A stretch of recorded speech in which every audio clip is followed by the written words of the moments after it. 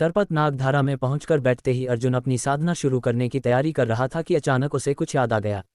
अपने सीने में हाथ डालकर उसने कुछ देर तक टटोला और फिर एक बीज निकाला।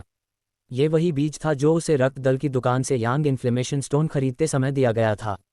ऐसा कहा जाता था कि यह निम्न श्रेणी के पृथ्वी स्तर के आध्यात्मिक फल 3 सूर्यों के फल का बीज था। अर्जुन इसे लगाना चाहता था। हालांकि उसे यह नहीं पता था कि इसे उगने में कितने साल लगेंगे, लेकिन इसमें ज़्यादा मेहनत नहीं लगेगी। इसके अलावा ये जगह यांगची से भरपूर थी, इसलिए इस फलदार पेड़ को लगाने के लिए यह निस्संदेह सबसे उपयुक्त जगह थी। लेकिन जैसे ही अर्जुन ने बीज निकाला, उसे पता चला कि कुछ गड़बड़ है। जब उसने दिन के समय इस बीज को देखा तो उसमें कोई असामान्यता नहीं थी। उसके अंदर केवल एक कमजोर यांगची ऊर्जा थी जो लगभग नगण्य थी।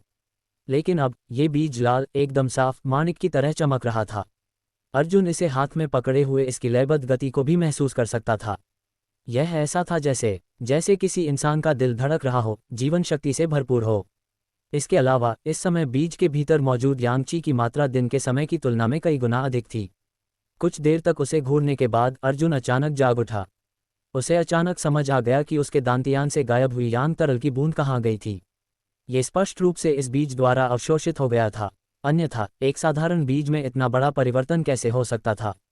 बाहरी वस्तुओं की सहायता के बिना यांग द्रव की एक बूंद को संघनित होने में अर्जुन को कई दिन लग जाते।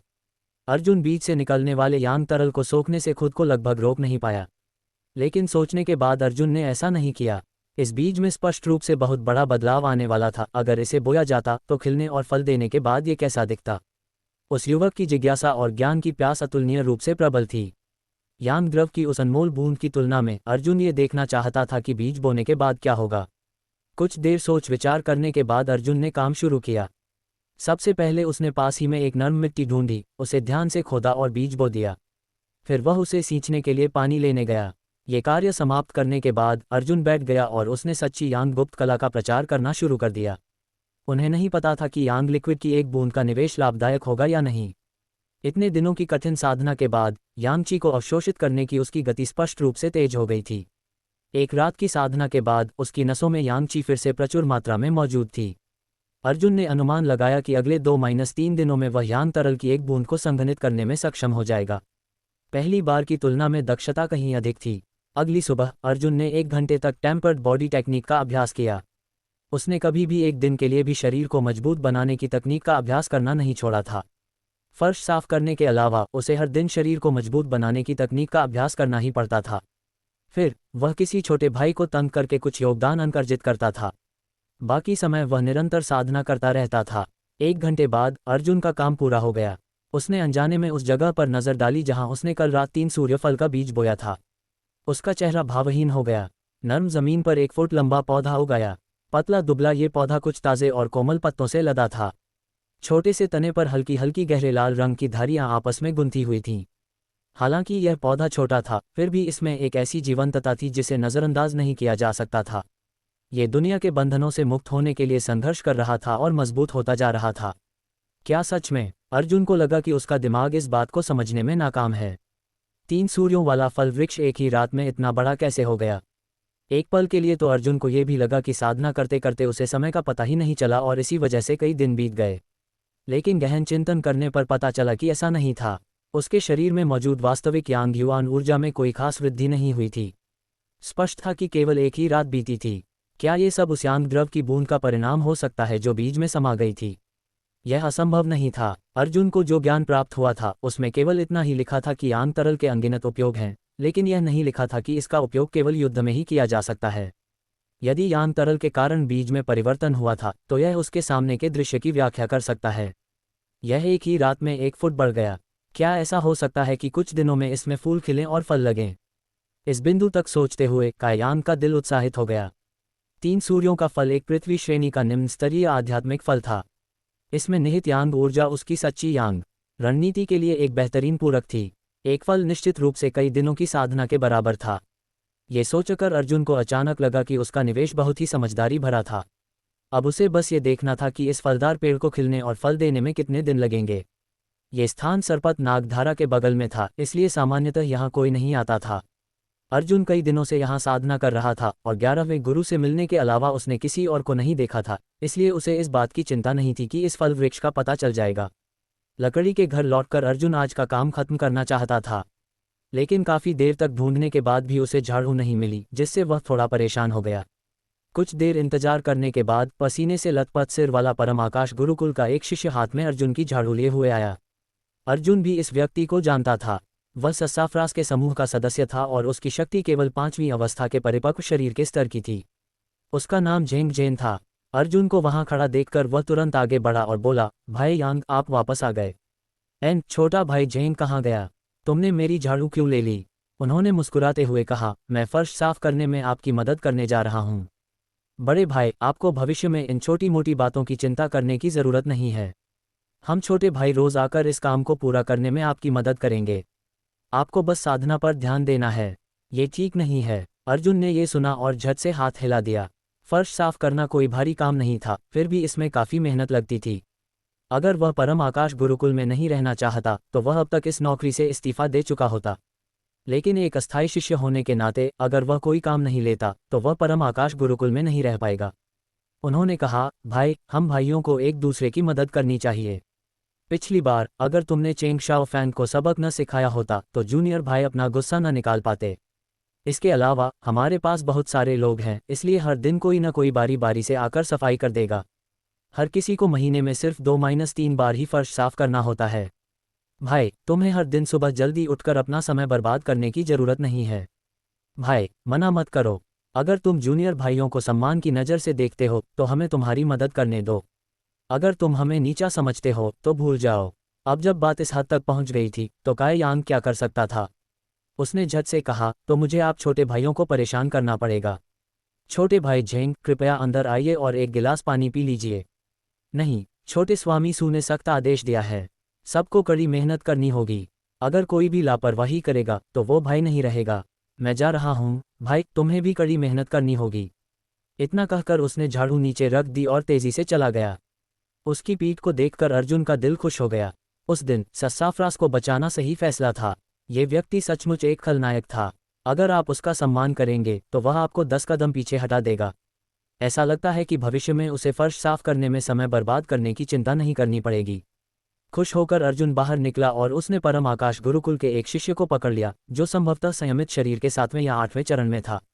उसने मुट्ठी जोड़कर कहा, भाई, कृपया मुझे ज्ञान दीजिए। उस व्यक्ति का चेहरा तुरंत कड़वाहट से भर गया। भाई यांग, Attain ser lagam mem se apain mujay hai kayam kuna, isa daurana arjuna pradidina kisi na kisiko kunati de rahada ora usanapana nama kama liada, abba parama akasa gurukula ke sabisisya, jo parapakva sarira avasthamemda, arjuna ko dekakara thora bayabita ho jatha, vaha abba vaha vyakti nahim de johara larai hara jadada, abba vaha lagatara kai dinam taka jatata rahada, ora usaki jitam bilkulas bastathim. Apain chode by K Udasa Sahar ko Dekakara Arjuna Muskaraya or Ebola, Atana Gabarao Mata, Mame Basa Kucha Yogadana Anka Arjita Karana Kahata Hum, Sinta Mata Karo, Mame Bahuda Narami Se Pesa Anga, Mame Tumhem Yakina Dalata Hum Ki Tumhem Koi Darda Nahim Hoga, Dasa Sansam K Bada, Yaha Chota by Jamina Para Jira Para or Arjuna Vaham Se Kala Gaya, Nandini Para Ki Kodi Para Kari Hokara Sabakucha Dekar Rahi T. Usaki amkam sikorakara ardikandrakara ho gai mora sahar para halki si muskana a gai. Apain chode by ko. Jo lagatara 147 makahara kukada, dur majabuda hot dekakara us upalabdi ka ihasasa wa. Halamki arjuna ki taraki mem usaka koi hathana himda. Firabi du salabada nandini ko kupake se apain isa chode by ko dekane ki adata ho gai ti. Yaha mano eka muka raksaka ki tarahada. Arjuna ko majabuda hot dekakara nandini ko bina kisi karana ke kusi mahasusa hodi ti. Sarpada naga dara ke kaner Arjuna abibi sadana kara rahida. Tina surya fala ka padalage pamkadina bita kukli oravaha eka junga umka ho gayada. Lagabaga hara dina kucha na kucha badalava ho rahida. Isa samaya tina surya fala ka verksa hava ke sathajula rahada. Usa para tina kamakile lala fula kile hu the ora sambhavata kucha hai dinam mem fala laga jaj. Usa samaya Arjuna ji barakara bojana kara sakega. Pikale kucha dinam mem Arjuna ki sadana kafi faladi rahi hai. Unhan apain dantiana mem yanga tarala ki eka bunda sanganita karali hai ora unaki sachi yanga renaniti ora biadika pariskarta ho gai hai. Farsa Safa Karain Ka Danika Kama Kisi Orane Sambalalia, Isali Arjuna Ko Sadana Karain K Lai Bahuda Adika Samaya Mila Gaya. Pikale Kucha Dinam Se Arjuna Tufana Bhavana Ki Gatavidyam K Bear Mem Janakari Juta Rahada. Akirakara, Usain Senga Sal Fenga Ora Nu Dal Ko Mara Dalada. Isali Yaha Garanti Dina Muskila de Ki Vaha Musabada Mem Nahim Famsega. Lekina Jisa Bada Ne Arjuna Ko Rahadadi. Vaha Yaha Ti Ki Tufana Bhavana Ne Koi Halakala Nahim Makai Ti. Isa Laga Raha de Ki Hume Arane Usak Satha Visvasagata Nahim Kiada. Yaha Mahila Abba B Barosmanda Ti. Pahale Mahin Ka Athavam Dina E Gayada. Ora Akirakara Yogadana Ankam Ki Ganana Karain Ka Samaya Gayada. Pikale Mahin Ki Athavim Tarakako. Unhan Adamya Svarna Kankala Prapta Kiada. Usa Samaya Ve Kavala Tayina Sarira K Tizer Karana Memda. Mahaja Eka Mahin Mem Ve Tayina Sarira K Athavam Karana Taka Pahamsi Gaida. Isa Taraha Ki Sadana Gadi Svarga Mem Idvatia T. Yaham Taka Ki Tathakathita Divya Pratibhavana Logabi. Asadiyam Ki Sahayata Se. Isa Taraha Ki Gadi Prapta Nahim Kara Sakatha. Kanda Ikatha Karain Vale Ola Mem Pravesa Karati Hai. Countera K Pitchbaith Munama Mahendra Ne Akanaka Apani Amkam Sikora Lim Ora Askaria Se Arjuna Ko Deka. Unhan Arjuna Ko Kai Dinam Se Nahim Dekada. Lekina Usaki Takata Mem Kafiverdi Ho Gai Ti. Munama Mahendra Ka Askaria Kasana Bara K Lai Hai Raha. Fira Unhan Kuda Ko Sambala Lia. Ve Ajnani Nahim the. Valki Parama Akasa Gurukula Mem Unaki Daradarsti Sabase Kahima Dikati. Isali Arjuna Ki Sakti Mem Atyadika Verdi Hon K Bavajuda Unhem Askaria Nahim Wa. Unhan As Kai Lagam Ko Dekada Jo Javani Mem Takuba Kamak. Lekina Anta Mem Unhem Kucha Bi Hasila Nahim Wa. Munam Mahendra. Arjun greeted. तुम व्यापार करने आए हो? बूढ़े Ming ने उसे ऊपर से नीचे तक देखा। जी हाँ, इस महीने मेरे पास 59 योगदान अंक हैं, है ना? फर्श साफ करने पर उसे 10 अंक मिलते थे और प्रतिदिन एक व्यक्ति को हराने पर 2 अंक मिलते थे। इस महीने 3 दिन ऐसे थे जब अर्जुन संप्रदाय में नहीं था। कुल मिलाकर उसने 27 युद्ध लड़े थे, लेकिन पिछली बार जब वह संप्रदाय में ससाफ्रास के साथ शराब पी रहा था तो उसे अंधकार सभा के एक शिष्य ने रंगे हाथों पकड़ लिया, इसलिए 5 अंक काट लिए गए। इस प्रकार कुल मिलाकर उसके 59 योगदान अंक थे। बुरा नहीं है। आप बदले में क्या देना चाहते हैं? 29 मृत जेडी वृक्ष घास, 30 3 पत्ती वाले अराजकता आत्मा फूल। सामग्री की कमी के कारण धूपदान का कई दिनों से उपयोग नहीं किया गया था। युआनची की साधना के लिए इसका कोई उपयोग नहीं था, लेकिन शरीर को मजबूत बनाने में इसके बहुत लाभ थे। बूढ़े मिंग ने गंभीर भाव से उसकी ओर देखा और फिर पीछे के गलियारे में चले गए। इसके बाद उन्होंने कायान की ज़रूरत की चीज़ें निकाली और उन्हें बाहर ले आए। अर्जुन उन्हें लेने के लिए हाथ बढ़ाने ही वाला था, लेकिन मुनिम महेंद्र ने उन्हें वापस ले लिया और मुस्कुराते हुए पूछा, छोटे अर्जुन, क्या तुम मुझे बता सकते हो कि तुमने पिछली बार ब्लैक विंड माउंटेन में क्या खाया था? उन्हें अब भी अर्जुन की उस आकस्मिक मुलाकात में दिलचस्पी थी। अर्जुन ने बेतुकी बातें करते हुए कहा, मुझे नहीं पता, वह बस एक लाल फल था। मैंने भूख लगने पर उसे खा लिया। लाल फल, लाल फल। बूढ़े मिंग गहरी सोच में डूब गए, लेकिन उन्हें इससे मेल खाने वाला कोई आध्यात्मिक फल याद नहीं आ रहा था। कुछ देर बाद मुनिम महेंद्र ने सिर हिलाते हुए कहा, छोड़ो, लेकिन क्या तुम मेरी मज्जा शुद्धिकरण गोलियों के बदले योगदान अंक जमा नहीं करना चाहते? पहले अर्जुन को अपने योगदान पॉइंट्स के हर छोटे छोटे हिस्से को खर्च करने में बहुत सावधानी बरतनी पड़ती थी, लेकिन अब वह बहुत उदार हो गया था। इस महीने के योगदान पॉइंट्स अभी अभी उसके खाते में आए थे, इसलिए उनका सारा खर्च कर देना उसकी आदत नहीं थी। अर्जुन मुस्कुराया, मैं इन्हें नहीं बदलूंगा। केवल मेहनत करके ही मैं मजबूत बन सकता हूँ। गोली पर उम्मीदें टिकाना मेरी बहुत बड़ी नासमझी थी। ये सुनकर मुनिम महेंद्र ने उसे गहरी नज़रों से देखा और मुस्कुराते हुए सिर हिलाया, बुरा नहीं, बुरा नहीं। मुझे उम्मीद नहीं थी कि तुम इसे इतनी स्पष्टता से देख पाओगे। नन्हे अर्जुन, मैं तुम्हें एक सलाह दूंगा। कृपया बोलिए। मुनिम महेंद्र, खूब मेहनत करो, अपने इस अनमोल अवसर को व्यर्थ मत जाने दो। शिष्य समझ गया। योगदान कक्ष से निकलकर अर्जुन सरपत नागाधारा की ओर भागे। धूपदान मंगवाकर उसमें जड़ी बूटियां डालने के बाद अर्जुन सर्प नागधारा पर अपने मुके और लातों का अभ्यास करने लगा। एक जाना पहचाना दबाव महसूस हुआ, लेकिन अपनी वर्तमान शक्ति से अर्जुन उसे सहन नहीं कर सका। थोड़ी देर में ही वह हाँफने लगा और थक गया, लेकिन उसने हार नहीं मानी। इसके बजाय उसने अभ्यास जारी रखा, धीरे धीरे अपने मुके और लातों को खोलता गया। हर हरकत बेहद कठिन और अस्पष्ट थी। उसकी शारीरिक शक्ति किसी बांध से बहते पानी की तरह थी और उसका मन भी सुस्त और थका हुआ था। कुछ देर बाद अर्जुन और सहन नहीं कर सका और जमीन पर गिर पड़ा। उसने खुद को उठकर बैठने के लिए मजबूर किया और ट्रुयांग सीक्रेट आर्ट का अभ्यास शुरू किया, जिससे उसकी शारीरिक और मानसिक शक्ति पुनः प्राप्त हुई। पहले अर्जुन को लगा था कि धूपदानी का युआनची की साधना पर कोई असर नहीं पड़ता, लेकिन अब उसे अपनी गलतफहमी का एहसास हुआ। उस विचित्र सुगंध के प्रभाव से उसकी नसों में यांगची का प्रवाह मानो रुक गया था। ये बेहद धीमा हो गया था, धीरे धीरे बह रहा था, जिससे व्यक्ति असहाय महसूस कर रहा था।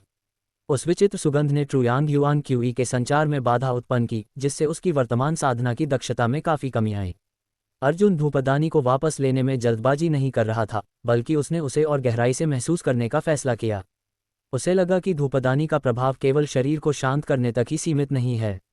ये वस्तु अतुलनीय रूप से अद्भुत थी और इस समय वह इसके बारे में ज़्यादा जानने का प्रयास नहीं कर सकता था।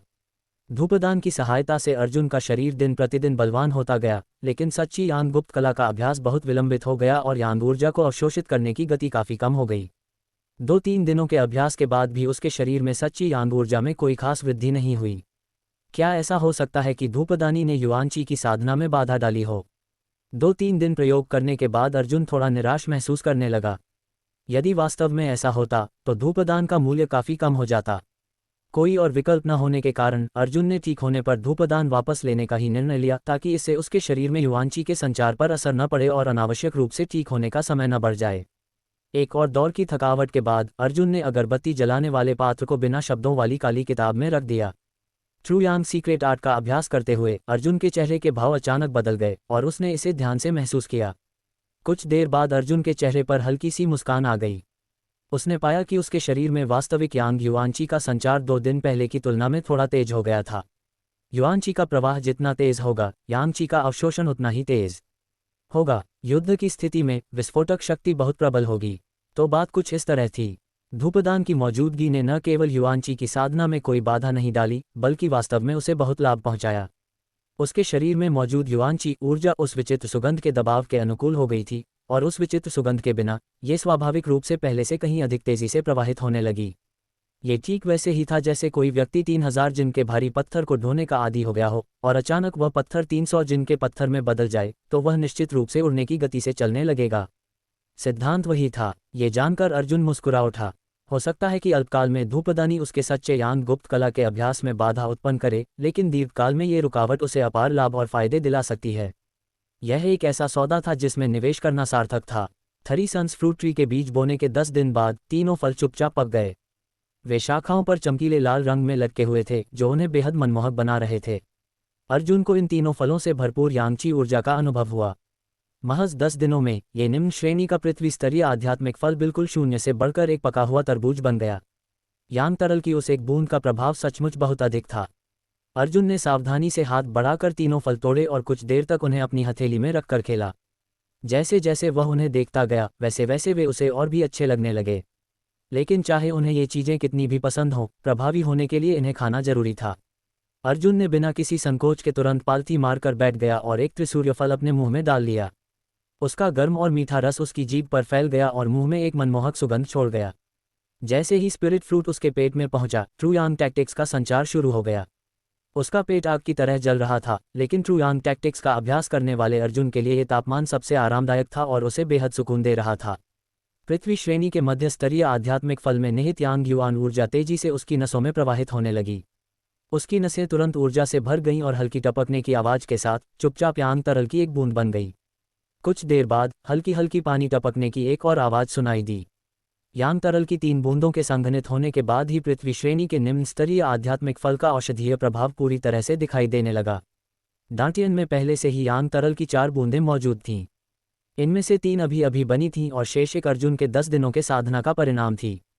धूपदान के अवरोध के कारण इन 10 दिनों की साधना के परिणाम काफ़ी निराशाजनक रहे, लेकिन अर्जुन को इसकी परवाह नहीं थी। उनकी निगाहें भविष्य पर टिकी थीं, भला उन्हें सामने दिख रहे इतने छोटे से लाभ की चिंता कैसे हो सकती थी। इसके अलावा अर्जुन को एक धुंधली सी पूर्व सूचना हुई कि यदि वह शेष 2 फल खा लेता है, तो वह संयमित शरीर अवस्था के 9वें स्तर तक पहुंचने और प्रारंभिक तत्व अवस्था की दहलीज को छूने में सक्षम हो सकता है। इसी विचार को ध्यान में रखते हुए अर्जुन ने शेष बचे 2 त्रिसूर्य फल बिना किसी संकोच के अपने मुंह में डाल लिए। अर्जुन की ऊर्जा उसके पेट में विलीन हो गई और उसकी नसों में एक तीव्र जलन पैदा हो गई। अर्जुन की त्वचा अचानक लाल हो गई। ट्रुयांग सीक्रेट आर्ट तेजी से घूमने लगी और टपकने की आवाज़ के साथ दांतियान में यांग द्रव बूंद बूंद करके बढ़ने लगा। सरपत नागधारा से बह निकला यांग क्यूई अर्जुन के शरीर में उसके रोम छिद्रों के माध्यम से समा गया और अंदर से बाहर तक उसके साथ सहयोग करने लगा। उसके शरीर में युवांची की कंपन तीव्र होती जा रही थी।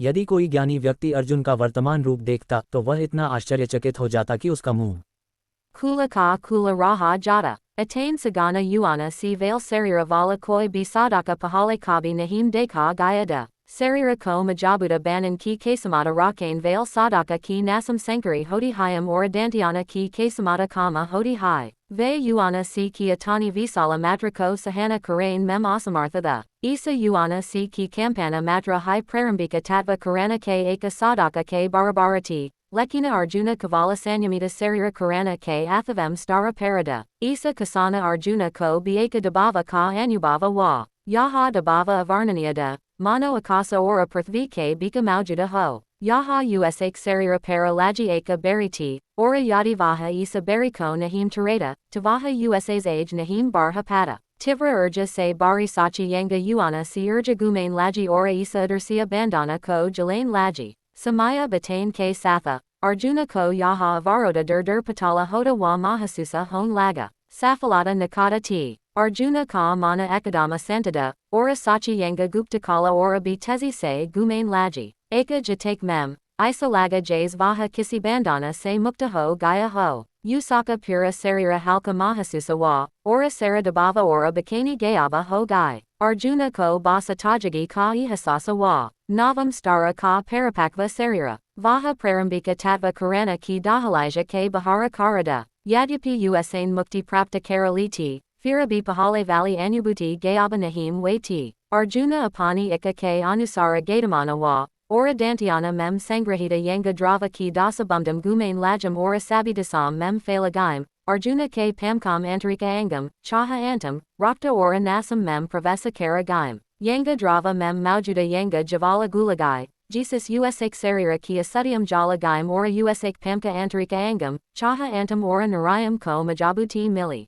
Uttama Ispada Ko Akara Deen K Lai Hajaram Bara Tapana Ki Avasiakata Hodi Hai, Takyamanava Sarira Bi Isa Hai Nahim Hai, Isali, Jaba Bi Koi Sadaka Kisi Mahana Stara Ko Para Karata Hai. Tavaha Apain Sarira Ko Tapana Deen K Akasa Ora Prithvi Ki Urja Ka Upyoga Karata Hai, Ora Isa Taraha Usaki Sakti Mem Abudaprava Verdi Hodi Hai, Isa Bara Arjuna Ne Kavala Eka Chot Se Setra Ko Hai Parakiada, Isali Unik Pasa Upyoga Karain K Svarga Ora Prithvi Ki Koyatirikta Urja Nahim T, Lekina Unik Sarira Mem Maujuda Yanga Drava Ka Vaha Prabhavada, Kafi Samaya Bada Arjuna Ne Durapani Amkam Kalam. Use Mahasusa Wa Ki Isa Abudaprava Pragati Ne use Bahuda Bara Laba Pahamsiya Hai, Kavala Sakti K Mamo Mem Hai Usaki Sakti Abudaprava Ho Gai T, Agara Arjuna Ki Mulakata Abba Senga Sal Fenga Ora Nu Dao Se Hodi, to use Pura Barosada Ki Vaha Yanga Likvida Ka Istamala Kai Bina Hai Unhem Asani Se Mara Sakatada, Sakti Mem Verdi K Satha,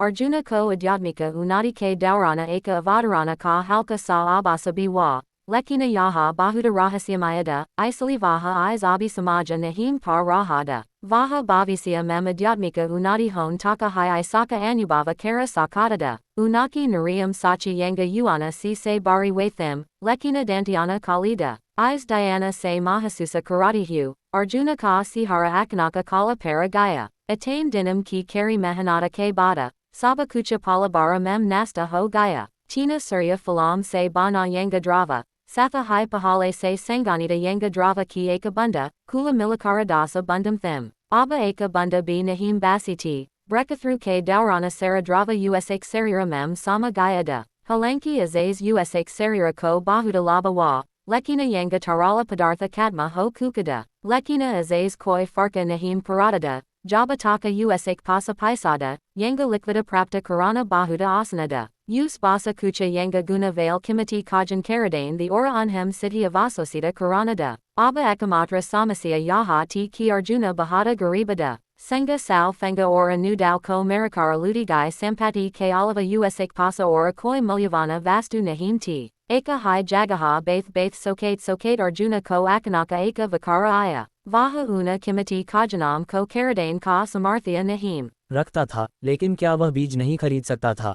three sons fruit tree की सफलता उसके सामने थी। असाधारण यांग तरल की मदद से सही बीजों का होना उसके लिए आसानी से स्पिरिट फ्रूट्स प्राप्त करने का अवसर था। लेकिन बीज सचमुच दुर्लभ थे। उस दिन ब्लैक विंग ट्रेड में कायांग काफ़ी देर तक घूमता रहा, लेकिन उसे कोई भी बीज बेचता हुआ नहीं दिखा। ये समझना मुश्किल नहीं था। स्पिरिट ग्रास और स्पिरिट ट्री के बीज बोने के लिए न केवल उपयुक्त वातावरण की आवश्यकता होती है, बल्कि उनकी सावधानीपूर्वक देखभाल भी करनी पड़ती है और फल देने में कई साल लग जाते हैं। ऐसा कौन करना चाहेगा? अगर किसी के पास समय और ऊर्जा हो तो खेती करना बेहतर होगा। अगर कोई खरीदना नहीं चाहेगा तो कोई बेचेगा भी नहीं। अगर मांग होगी तो बाजार जरूर होगा। अर्जुन ने कहा कि वह खरीदना चाहता है और वह बहुत कुछ खरीदना चाहता है। मन बनाकर अर्जुन परम आकाश गुरुकुल से निकलकर सीधे ब्लैक विंग ट्रेड की ओर चल पड़ा। हालांकि अर्जुन दूसरी बार यहाँ आया था, फिर भी वह इस जगह से काफ़ी परिचित लग रहा था। आधे महीने से अधिक समय बीत जाने के बाद भी ब्लैक विंग ट्रेड मार्केट में हमेशा की तरह चहल पहल थी। असंख्य किसान नदी पार करती मछलियों की तरह आते जाते रहे। स्टॉल दुर्लभ खजानों की चकाचौंध से भरे हुए थे, जिन्हें देखकर आंखों को व्याकुलता का अनुभव हो रहा था। चहल पहल भरे स्टॉलों के बीच घूमते हुए अर्जुन को कोई बीज बेचने वाला नहीं मिला। मन ही मन तैयार होने के कारण अर्जुन निराश नहीं हुआ। अपनी याददाश्त के सहारे वह रक्त दल के स्टॉल पर गया। वह देखना चाहता था कि क्या उस दुकानदार के पास कुछ अतिरिक्त बीज हैं। कुछ देर चलने के बाद बगल से एक आश्चर्यजनक आवाज आई, भाई यांग। अर्जुन ने देखा तो यूनेश उत्साह से भरे चेहरे के साथ उसे हाथ हिला रहा था। उसके सामने एक स्टॉल भी था। वहां तरह तरह की चीजें थीं, कुछ जड़ी बूटियां और कुछ बोतलें। ऐसा लग रहा था जैसे उनमें गोलियां भरी हों। तुम यहाँ स्टॉल क्यों लगा रहे हो? अर्जुन पास जाकर बोला। उसे याद आया कि पिछली बार सासाफ्रास ने उन्हें खेती न करने का आदेश दिया था। मैंने अभी अभी सफलता प्राप्त की है। युवा गुरु सू ने मुझे बाहर आकर आराम करने और अपने स्तर को स्थिर करने के लिए कहा था। संयोगवश भाइयों को अपनी साधना में मदद के लिए कुछ चीज़ों की आवश्यकता है, इसलिए मैं यहाँ अपनी किस्मत आजमाने आया हूँ, यूनेश ने बताया। तो बात ऐसी है। यूनेश को ध्यान से देखते हुए काई यांग ने पाया कि कुछ दिन पहले की तुलना में वह काफ़ी मजबूत हो गया था। उसे तपा हुआ शरीर के 8वें चरण में पहुंच जाना चाहिए था। भाई, तुम यहाँ क्या कर रहे हो? यूनेश ने उत्सुकता से पूछा। मैं यहाँ कुछ खरीदने आया हूँ। तुम्हें क्या चाहिए? देखो, मेरे पास यहाँ कुछ है या नहीं। अगर तुम्हें ज़रूरत हो तो ले लो। यूनेश ने स्टॉल पर रखी चीज़ों की ओर इशारा करते हुए उदारता से कहा। क्या आपके पास यांग गुण वाली आध्यात्मिक जड़ी बूटियों के बीज हैं? यूनेश ने सिर हिलाते हुए कहा, मेरे पास ऐसी चीज़ें नहीं हैं। जहाँ तक मुझे पता है, इस बाजार में बीज बेचने वाले बहुत कम लोग हैं। सामान्य तौर पर बीज महंगे नहीं होते, लेकिन फिर भी वे दुर्लभ होते हैं। मैं भी यहाँ अपनी किस्मत आजमाने आया हूँ। अर्जुन हंस पड़ा। कैसा रहेगा अगर मैं भाई को साइन बोर्ड लगाने में मदद करूँ और देखूँ कि क्या मुझे यह मिल सकता है?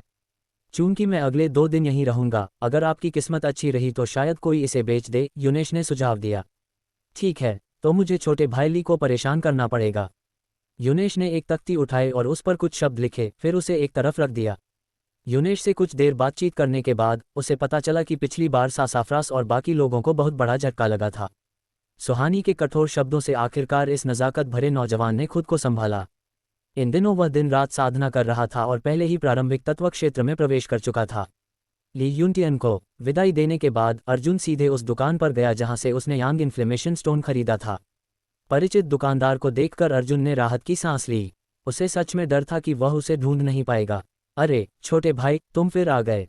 रक्तदल के इस शिष्य ने अर्जुन और हुमेई एर को पहले भी साथ देखा था, इसलिए स्वाभाविक रूप से उनके प्रति उसके मन में गहरी छाप थी।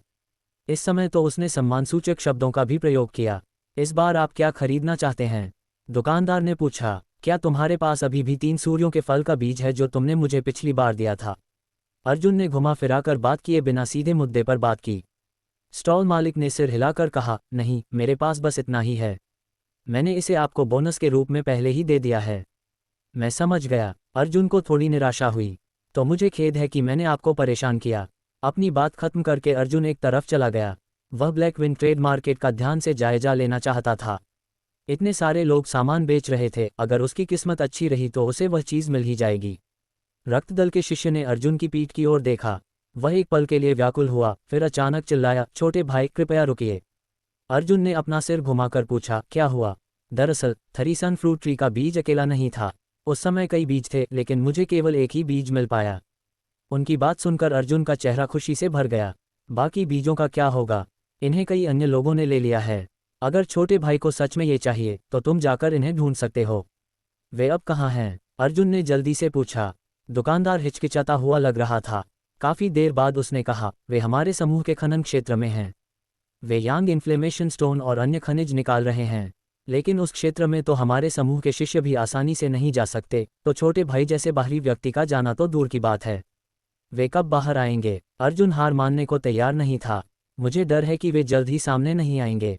अगर छोटा भाई उन्हें ढूंढना चाहता है तो आपको 1-2 महीने इंतजार करना पड़ सकता है।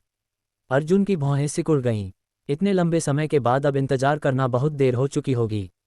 क्या आपके पास कोई ऐसा तरीका है जिससे मैं अंदर जाकर उन्हें ढूंढ सकूं? निश्चिंत रहें, मैं बस उनसे थरी सन फ्रूट ट्री के बीज खरीदना चाहता हूं। मेरे पास कोई रास्ता नहीं है। मैं तो बस समूह का एक साधारण सदस्य हूं। स्टॉल मालिक ने व्यंग्यात्मक मुस्कान के साथ सिर हिलाया। फिर उसने आंखें घुमाईं और कहा, लेकिन किसी के पास तो रास्ता होगा ही। अर्जुन चौंक गया। मैं पूरी जानकारी सुनना चाहूंगा। स्टॉल मालिक ने मुस्कुराते हुए उसकी ओर देखा। उसके चेहरे पर कुछ अस्पष्ट भाव थे। तुम उस छोटी बच्ची से मदद मांग सकते हो। उसके नेतृत्व में खनन क्षेत्र के लोग तुम्हें नहीं रोकेंगे। ये सुनकर अर्जुन का चेहरा अजीब सा हो गया। उसने कहा, तुम्हारी छोटी बेटी के साथ मेरा रिश्ता साधारण है? जी हाँ। दुकानदार बार बार सिर हिलाता रहा। ये स्पष्ट था कि उसे अर्जुन की बातों पर विश्वास नहीं था। उसने पास ही बने एक लकड़ी के घर की ओर इशारा करते हुए कहा, आज संयोग है।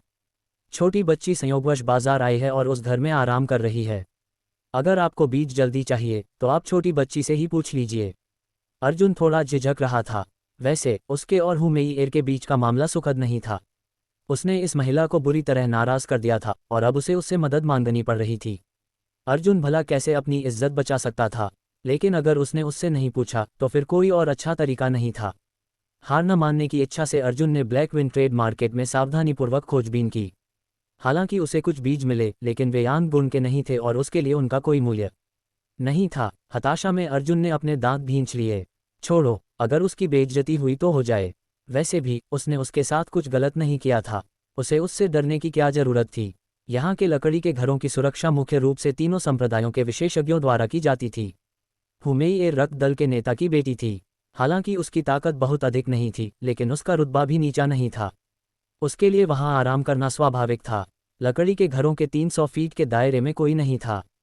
सभी किसान लकड़ी के घरों में रहने वाले विशेषज्ञों का बहुत सम्मान करते थे। स्वाभाविक रूप से वे लकड़ी के घरों के पास अपनी दुकानें नहीं लगाते थे। दुकानदार द्वारा बताए गए लकड़ी के घर पर पहुंचकर अर्जुन दरवाजे के सामने खड़ा हो गया। उसे समझ नहीं आ रहा था कि वह क्या बोले। तभी अचानक घर के अंदर से एक कोमल आवाज आई, बाहर कौन है?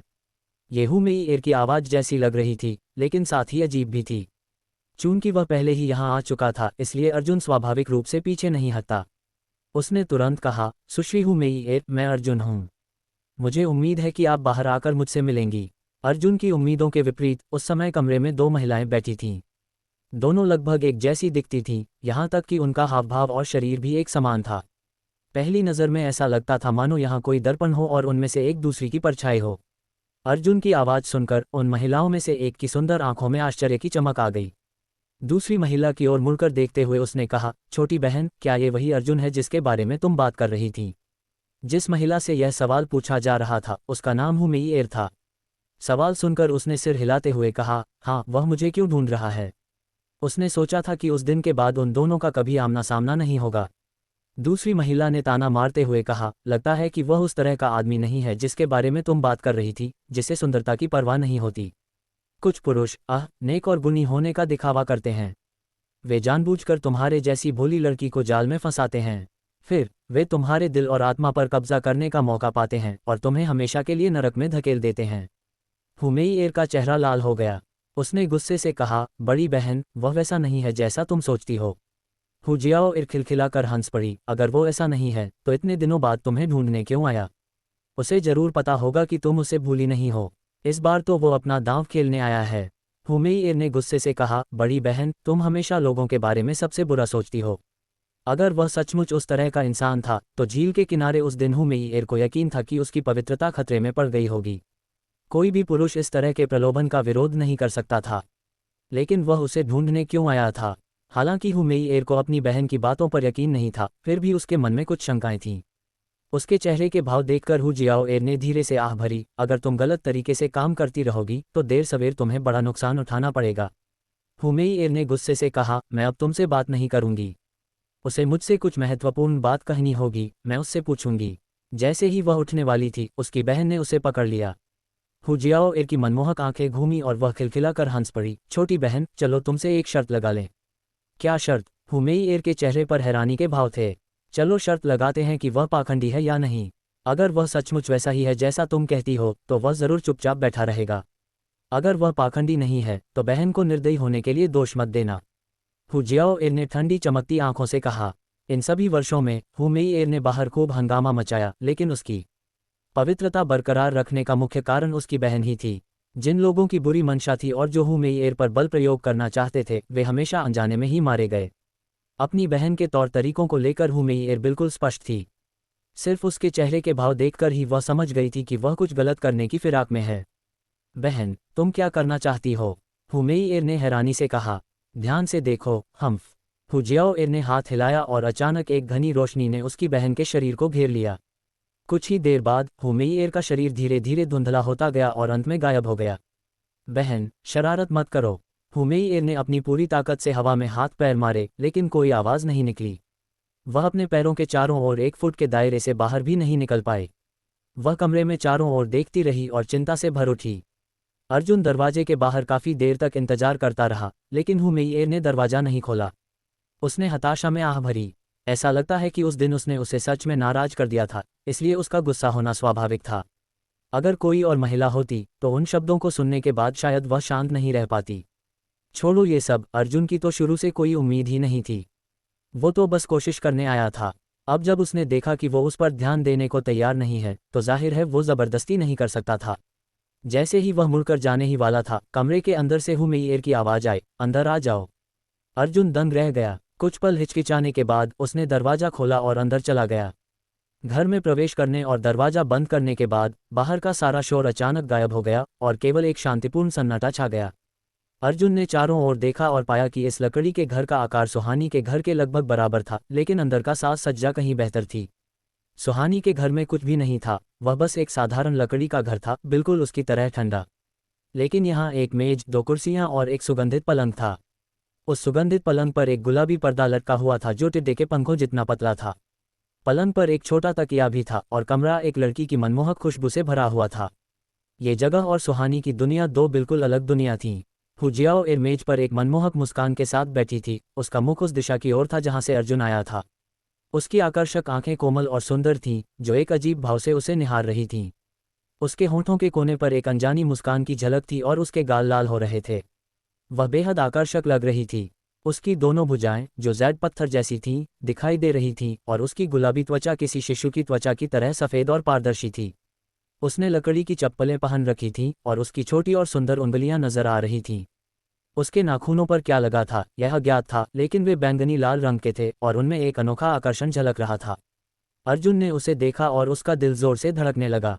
उसे पता नहीं क्यों, लेकिन हुमेई एर आज कुछ ज्यादा ही आकर्षक लग रही थी। पिछली बार जब उसने उसे देखा था उससे कहीं ज्यादा आकर्षक। लेकिन उसकी मुस्कान देखकर अर्जुन असहज महसूस करने लगा। उसे लगा कि सामने वाला उसका मजाक उड़ा रहा है। इस समय हुमेई एर का छोटा और पतला हाथ एक सपाट और गोल कपड़े के पंखे को पकड़े हुए था, जिससे वह बड़े ही सलीके से खुद को हवा कर रही थी। उसके खूबसूरत बालों की लंटें हवा में लहरा रही थीं, जिससे उसमें आलस्य और कुलीनता का भाव झलक रहा था। कपड़े के पंखे पर एक दरबारी महिला का चित्र कढ़ाई किया गया था। इस दरबारी महिला का शरीर मोहक और भरा हुआ था, मानो वह मोहक मुद्रा में खड़ी हो। अगर कपड़ों पर कढ़ाई कम होती तो यह एक पूरा सेट होता। अर्जुन ने उस पर एक नज़र डाली और सोचा कि यह महिला वाकई बहुत साहसी है। अगर दूसरी महिलाएं इसे देखती तो शर्म से मर ही जाती, लेकिन इसने खुद को पनखा करने की हिम्मत दिखाए।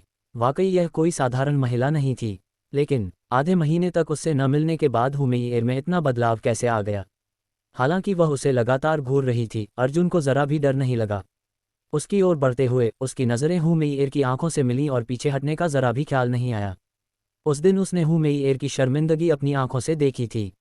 यह मानो उसकी छोटी छोटी चोटियों को पकड़ने जैसा था। अब जब वह फिर से उसके सामने था तो अर्जुन कैसे डर सकता था? इस तरह घूरे जाने पर हुमेई एर होने का नाटक कर रही हु जियाओ एर थोड़ी घबरा गई। उसने सोचा कि यह व्यक्ति वाकई बहुत साहसी है। भला इतनी खूबसूरत को कौन देखेगा? उसे समझ नहीं आ रहा था कि वह उससे कैसे बचे। उसे स्थिति बिल्कुल समझ नहीं आ रही थी। लेकिन उसकी आंखें निर्मल थीं, उनमें अश्लीलता का जरा सा भी निशान नहीं था। टेबल पर पहुंचकर अर्जुन ने मुट्ठी जोड़कर कहा, मिस मेई एर, 10 दिनों तक आपसे न मिलने के बाद आप और भी अधिक आकर्षक हो गई हैं। ये सुनकर हु जियाओ एर खिलखिलाकर हंस पड़ी और बोली, तुम्हें भी लोगों की चापलूसी करना आता है। अर्जुन के बारे में हु मेई एर ने उसे सब कुछ बता दिया था, इसलिए हु जियाओ एर जानती थी कि कैसे जवाब देना है और उसे इस बात की चिंता नहीं थी कि वह खुद को उजागर कर देगी। अर्जुन मुस्कुराया और बोला, मैं तो बस सच बोल रहा हूँ। ये कहते हुए वह उसके सामने बैठ गया। उसके मन को राहत मिली। ऐसा लग रहा था कि वह महिला उससे नाराज नहीं है। इससे सब कुछ बहुत आसान हो गया। मिस मेई एर, इस बार मैं आया हूँ। अर्जुन ने सीधे सीधे अपना उद्देश्य बताने की योजना बनाई। इस तरह वह अधिक ईमानदार प्रतीत होगा। पहले इस बारे में बात न करें। हु जियाओ एर ने अपना कपड़ा पंखा नीचे रख दिया। वह खड़ी हुई और मेज पर रखी चायदानी उठाई। अर्जुन के पास जाकर उसने उसे एक कप चाय डाली और कहा, बाहर बहुत गर्मी है, थोड़ी चाय पी लो, गला तर हो जाएगा। थोड़ी देर बाद बात कर लेंगे। कोई बात नहीं, अर्जुन ने सिर हिलाया। दूसरे की गर्माहट का आनंद लेते हुए उसने चाय का प्याला उठाया और एक घूंट पिया। अचानक उसका चेहरा थोड़ा अजीब हो गया। हु जियाओ एर अपनी सीट पर लौटकर बैठ गई। दोनों हाथों से अपने गालों को पकड़ते हुए उसने शांत भाव से उसकी ओर देखा और कहा, छोटे भाई यांग, आपको यह चाय कैसी लगी? अर्जुन का मन कहीं और ही सोच रहा था। उसने अपनी आंखें ऊपर उठाईं और हु जियाओ एर को अर्थपूर्ण ढंग से देखते हुए कहा, इस चाय की पत्तियां हथेली की तरह चपटी, पतली और सीधी हैं। इनका रंग जैद की बूंद जैसा है और पत्तियों के निचले हिस्से में घने फूल लगे हैं। ये बेहतरीन गुणवत्ता वाली चाय है। हु जियाओ एर अचंभित रह गई। आश्चर्य से भरी हुई उसने अर्जुन की ओर देखा और पूछा, तुम्हें पता है? उसे खुद भी नहीं पता था, उसने बस पी लिया। उसने सोचा भी नहीं था कि अर्जुन इतनी स्पष्टता से समझा पाएगा। भला उसे आश्चर्य क्यों नहीं होता? अर्जुन ने सिर हिलाते हुए कहा, मुझे थोड़ा बहुत आता है, मैं इसमें माहिर नहीं हूँ। तो मेरी चाय के मुकाबले आपको यह चाय कैसी लगी? हु जियाओ एर ने अर्जुन की ओर देखा। उसकी सांसें ऑर्किड की खुशबू जैसी थीं। भले ही वे एक मेज से अलग थे, अर्जुन एक दूसरे की सांसों को महसूस कर सकता था। ये पहाड़ के झरने की तरह मीठी, 100 साल पुरानी शराब की तरह साफ थी और इसका स्वाद मुंह में देर तक बसा रहता था। बिना किसी कारण के अर्जुन को अचानक अपनी सांसें तेज होती महसूस हुईं। उसका खून धीरे धीरे दौड़ने लगा और वह लगभग बोल ही पड़ा, अच्छे व्यक्ति के लिए चाय बेहतर होती है। हे, हु जियाओ एर हंसी, उसकी छाती कांप रही थी। अर्जुन की निगाहें उन विशाल भरे हुए स्तनों पर टिकी रहीं। उसका कंधा अपने आप फड़कने लगा। हु जियाओ एर ने जानबूझकर या अनजाने में कपड़े का पंखा उठा लिया, जिससे उसके सीने के सामने का वसंतकालीन दृश्य छिप गया। हालांकि उसने जानबूझकर कम कपड़ों वाली महिला की तस्वीर अर्जुन की ओर घुमा दी। अर्जुन का चेहरा अचानक लाल हो गया। ये दृश्य देखकर कैद में बंद हु मेई एर ने तुरंत चिल्लाकर कहा, बड़ी बहन, तुम बेशर्म हो। लेकिन उसकी चीखें कैसे सुनी जा सकती थीं? वह इतनी बेचैन थी कि उसके पसीने की बूंदें टपक रही थीं, लेकिन वह कुछ नहीं कर सकती थी। ये बहुत ही घिनौना था। अपनी बड़ी बहन की ताकत के आगे उसके लिए एक अनुभवी साधक के साथ खिलवाड़ करना आसान था।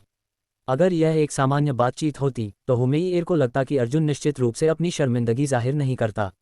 लेकिन अगर उसकी बड़ी बहन ने गुपचुप तरीके से कोई चाल चली हो तो कुछ कहना मुश्किल है। कमरे के अंदर हु जियाओ एर अचानक खड़ी हो गई और सुगंधित बिस्तर की ओर कदम बढ़ाते हुए आगे बढ़ी। पीछे मुड़कर मुस्कुराते हुए उसने कहा, एक पल रुको, मैं तुम्हारे लिए कुछ लाती हूँ। ठीक है। अर्जुन ने माथे पर शिकन डाली। उसे हल्का सा एहसास हुआ कि कुछ गड़बड़ है, लेकिन वह ठीक ठीक बता नहीं पा रहा था कि क्या गड़बड़ है। सुगंधित बिस्तर के किनारे चलते हुए हु जियाओ एर झुकी और बिस्तर पर आधा घुटने टेक कर तलाश करने लगी। उसके पतले कपड़े उसकी 10,000 तरह की चंचल भावनाओं को छुपा नहीं पा रहे थे। उसके शरीर से चिपके हुए कपड़े उसके सुडौल और आकर्षक नितंबों को घेरे हुए थे, जो एक अतुलनीय आकर्षण प्रदर्शित कर रहे थे। अर्जुन की धड़कन बहुत तेज हो गई और उसका गला जलने लगा।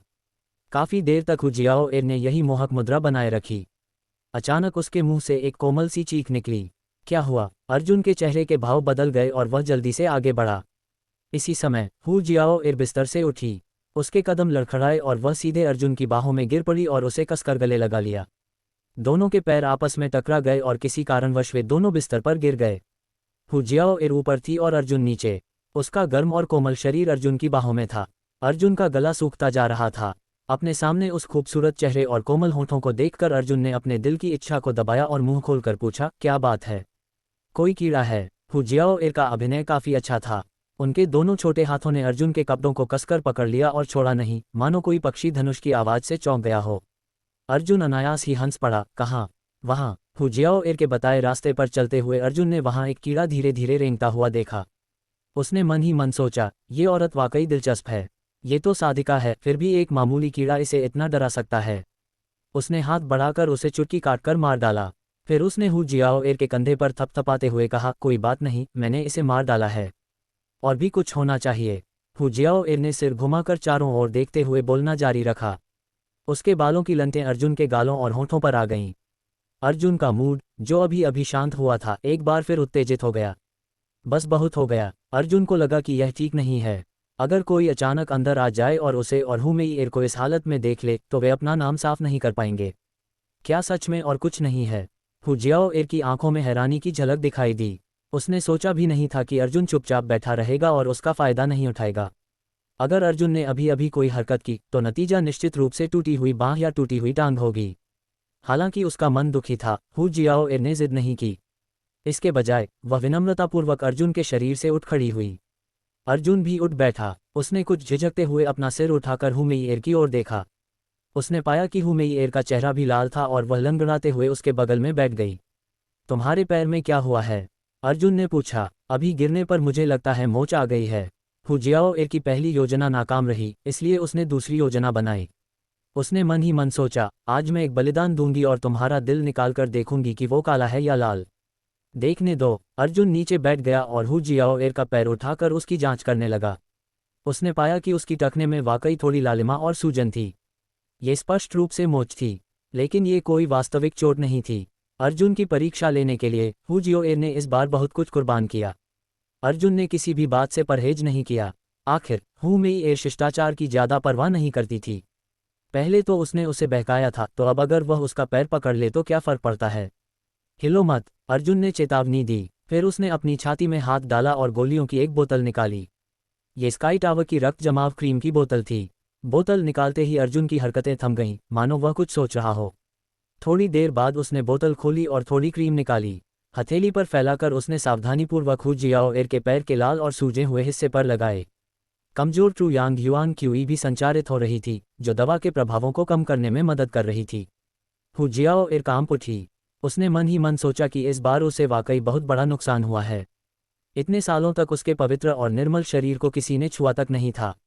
आज अपनी छोटी बहन से शर्त लगाने के चक्कर में किसी ने उसे गले लगाया और छुआ। दुर्भाग्य से वह न तो गुस्सा कर सकती थी और न ही दूसरे को जिम्मेदार ठहरा सकती थी। हालांकि उसके दिल में अन्याय का एहसास था, लेकिन उसके शरीर को कुछ और ही महसूस हो रहा था। उस बड़े हाथ ने धीरे से उसकी टखने को सहलाया। उसका चेहरा गंभीर था और उसकी हरकतें कोमल थीं। उसके खुरदुरे हाथ ने उसकी कोमल त्वचा को छुआ, जिससे उसे एक झंझनाहट सी महसूस हुई। जब वह गंभीर होता था तो उसमें एक ऐसी शांति झलकती थी जो उसकी उम्र के अनुरूप नहीं थी। अर्जुन की हरकतों को देखकर हु जियाओएर के उग्र विचार धीरे धीरे शांत होने लगे। उसके शरीर में एक अजीब सी अनुभूति होने लगी। इस अनुभूति ने उसे बेचैन कर दिया। उसका कोमल हृदय अचानक जोर से धड़कने लगा। उसके पेट के निचले हिस्से में बिजली की तरह तेज गर्मी दौड़ रही थी। वह अपने पैरों को कसकर पकड़ने लगी। उसे डर था कि अगर उसने अपने पैरों को कसकर नहीं पकड़ा तो वह गर्मी बाहर निकल जाएगी। अर्जुन, हु जियाओएर के मुंह से एक अजीब सी आवाज निकली। इस समय वह इतनी शर्मिंदा थी कि अपना चेहरा भी नहीं दिखा पा रही थी। उसने कभी सोचा भी नहीं था कि एक दिन वह ऐसी आवाज निकालेगी। अर्जुन ने सिर उठाया और देखा कि हु जियाओएर की नम आंखें उसे घूर रही हैं। उसके चेहरे पर लालिमा के अलावा और कोई रंग नहीं था। क्या तुम कुछ और करना चाहती हो? हु जियाओएर ने अपने लाल होंठों को काटा और अंतिम पलटवार किया। अगर अर्जुन मान जाता तो वह अपनी सारी मौजूदा भावनाओं को त्याग कर पूरी तरह से अलग हो सकती थी। इतना ही नहीं, वह अर्जुन को चैन से रहने भी नहीं देती। क्या वह मान जाएगा? हु जियाओएर घबराई हुई थी। उसे उम्मीद थी कि वह मान जाएगा और उसे रिहा कर देगा, लेकिन साथ ही उसे ये भी उम्मीद थी कि वह इनकार कर देगा। इससे साबित हो जाएगा कि उसकी छोटी बहन ने कोई गलती नहीं की थी और उसने भी कोई गलती नहीं की थी। इस तरह के तनाव और दुविधा ने उसके दिल को बहुत असमंजस में डाल दिया था। हु जियाओएर चिंतित थी, लेकिन कैद में बंद हुमेइएर भला चिंतित क्यों नहीं होगी? इस क्षण उसने भी अपनी व्यर्थ की चीखें बंद कर दीं और अर्जुन को ध्यान से देखने लगी। उसे नहीं पता था कि अर्जुन क्या जवाब देगा। कायांग हु जियाओएर को सीधे घूर रहा था, मानो उसमें दिलचस्पी दिखा रहा हो। हु जियाओएर का दिल जोर से धड़कने लगा। उसे डर था कि कायांग हाँ कह देगा। अचानक कायांग ने हल्की सी मुस्कान बिखेरी और धीरे से खून जमाने वाली क्रीम को एक तरफ रख दिया। गंभीरता से उसने उसे अपनी जेब में रख लिया। मिस, अर्जुन ने धीरे से कहा।